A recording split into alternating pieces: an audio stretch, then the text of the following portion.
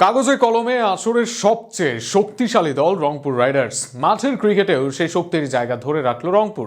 এদিন চট্টগ্রামকে পাত্তাই দেয়নি তারা। বল হাতে ফিজ, ফাহিমের ম্যাজিকে কুপকাত চট্টগ্রাম। ব্যাট হাতেও পোহাতে হয়নি ঝুঁকি। বিপিএলে রংপুর ও চট্টগ্রামের ম্যাচ নিয়ে থাকছে প্রতিবেদনে।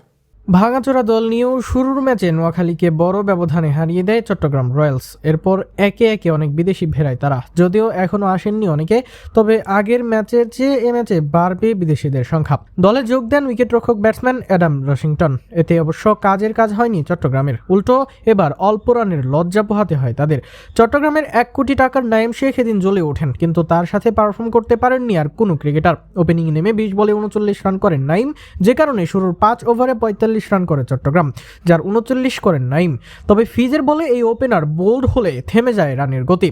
এর আগে নাহিদের শুরুর ওভারে আউট হন এ ম্যাচে খেলতে নামা ইংলিশ ওপেনার রশিংটন। পঞ্চম ও ষষ্ঠ ওভারে ফিরে যান মাহমুদুল হাসান জয় ও মাহফিজুল রবিন।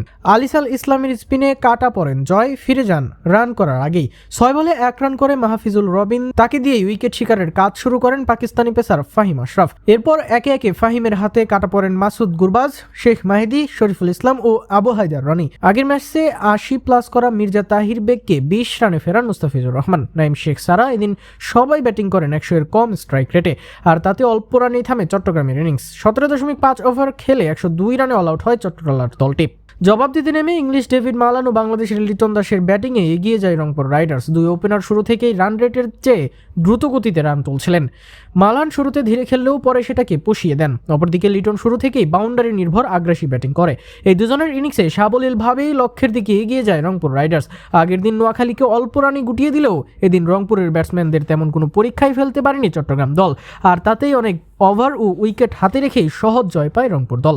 বিপিএলের প্রথম ম্যাচে জয় তুলে নিজেদের শক্তিমত্তা আবারও জানান দিল রংপুর, আর ম্যাচে হেরে ব্যাকফুটে চলে গেল চট্টগ্রাম। এই ম্যাচে স্পষ্টতই ফুটে ওঠে তাদের স্কোয়াডের দুর্বলতা, যা আগামী দিনে শিগগিরই পূরণের চেষ্টা করবে তারা।